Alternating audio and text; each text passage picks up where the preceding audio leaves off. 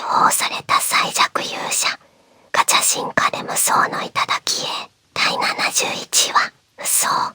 成長するユーマたちの快進撃。魔性格のまばゆい輝きが完全に消え去った後、ユーマの手のひらにはほのかな熱とかすかな脈動だけが残っていた。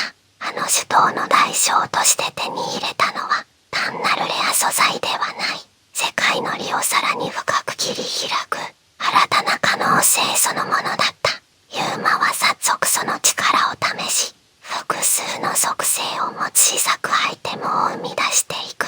炎の刻印を宿した氷結石、雷と風の属性を重ね合わせた投擲場。次々と生み出されるアイテムはどれもこれまでにない輝きを放っていた。だがもちろん全部がうまくいくわけではない。また砕けた。表面がキラキラ光ったかと思うと、数秒後にパリンと粉々に散ってしまうもの、あるいは突然ドカンと意図しない暴発を起こすものもあった。ユーマがため息混じりにぼやくと言いなが、まあまあそんな顔しないのと肩をすくめて笑い、セレスは薬と小さく微笑んだ。それでも3人ははっきり感じていた。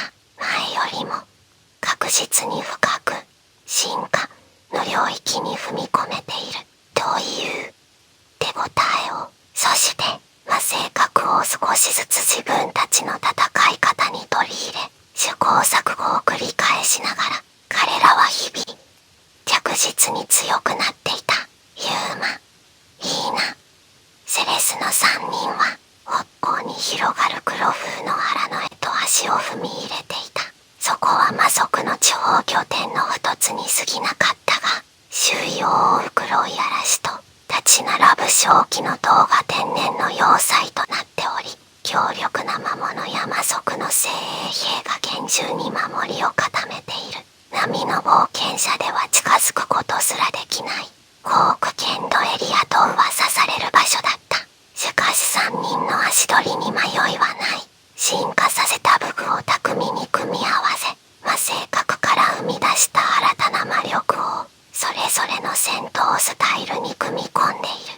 最初に襲いかかってきたのは原野の闇に潜む魔獣、ブルガルホウンドの群れだった。黒い毛皮に覆われた巨体、鋭い牙をむき出しにした凶暴なマイヌたちがうなり声を上げながら一斉に飛びかかってくる。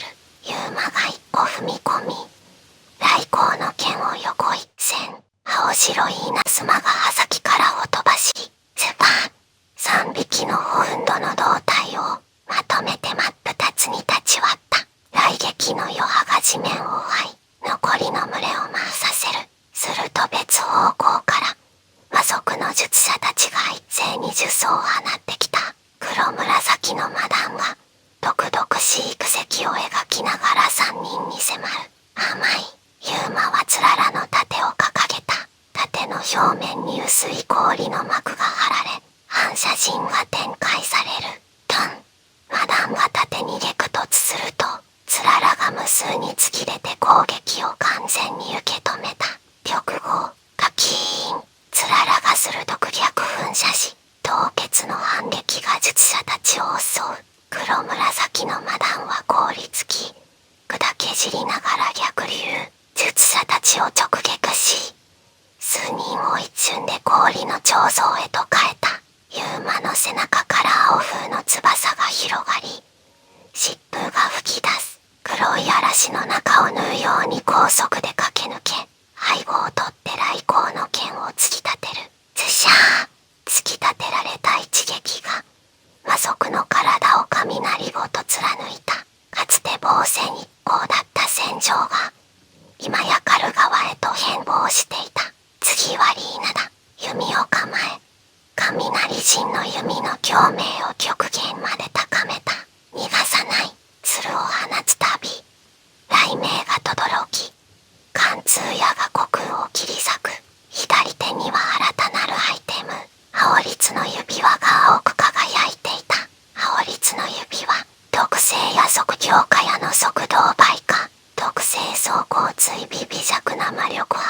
文字道追尾、矢はもはや一筋の稲妻、敵の防御幕を完全に無視し、正確無比に急所を射抜いていく。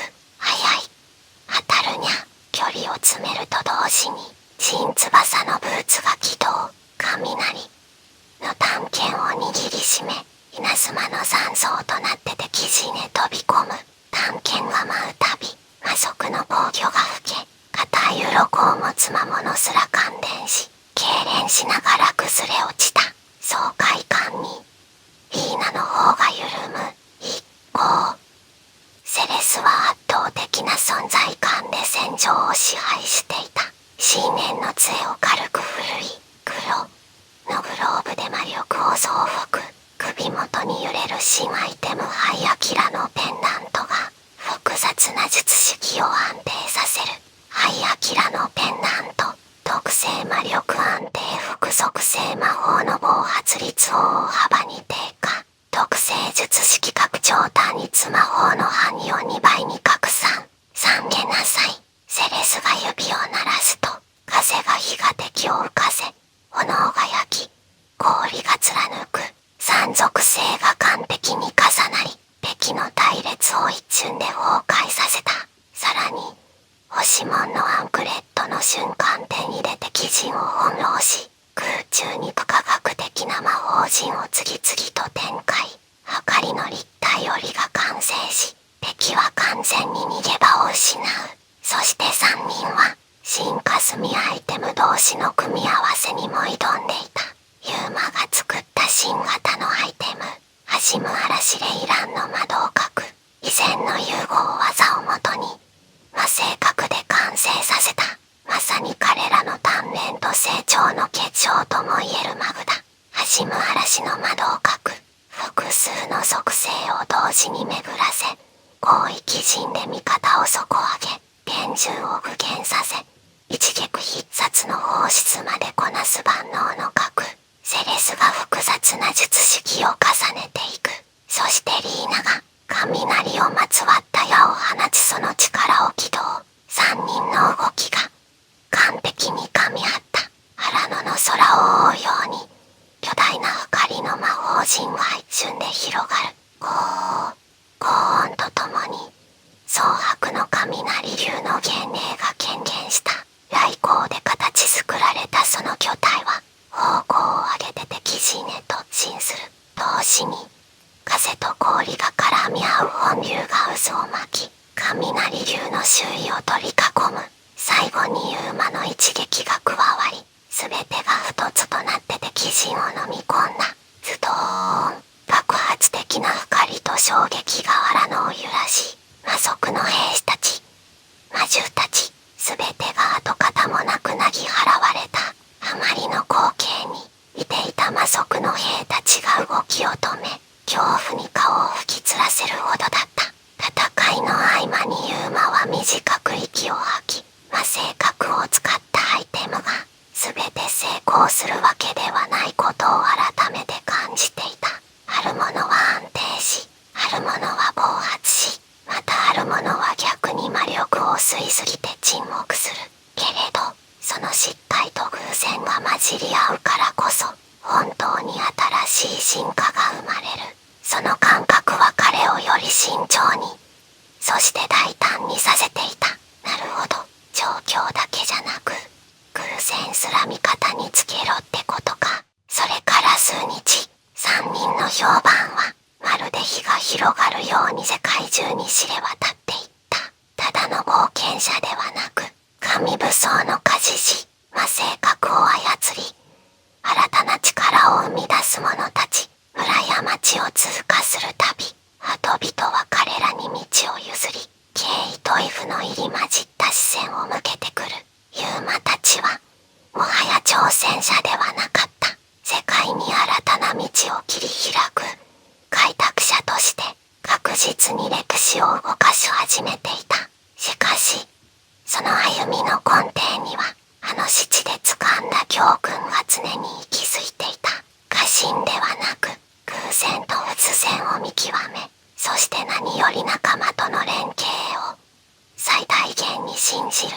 それこそが、今の彼らを気に見せている本当の理由だった。魔性核の調査を終えてから数週間後、ユーマたちは北方の交易都市リオナスに到着していた。砂漠と深い森林の境に位置するこの町は、古くから商人や旅人が行く交う要衝として映えてきた。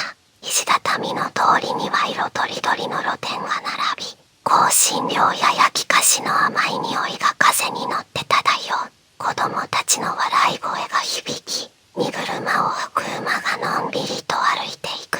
軍事拠点というほど堅固ではなく、城壁も低く、守備隊は市民兵が中心。だからこそ、ここは穏やかで活気のある、破格的平和な都市として知られている。ユーマは宿の窓から、その穏やかな風景を見下ろしていた。つい先日まで命がけの戦いをくぐり抜けてきたことが、嘘のように、そこには日常が息づいていた。風ようやく一息つけそうだにゃ。リーナがベッドにどさりと腰を下ろし、胸当ての紐を緩める。長い旅で張り詰めていた肩の力がようやく抜けていくのが分かった。彼女はブーツと短剣を無造作に床に放り投げ、補充しなきゃ。食料も薬ももうそこを突きかけてるしね、と小さく伸びをした。セレスは窓際の椅子に優雅に座り、杖の先端を指先でそっとなぞる。杖からかすかな青い光がにじみ出し、街に満ちる自然な間元を吸い込んでいく。補給と装備の調整を済ませたら、また進化条件の検証を再開しましょう。静かな声。彼女の瞳は窓の外の穏やかな風景にそっと向けられていた。ユーマはテーブルの上にいくつかのアイテムを召喚した。魔性核を核とした新作の数々。失態作も少なくない。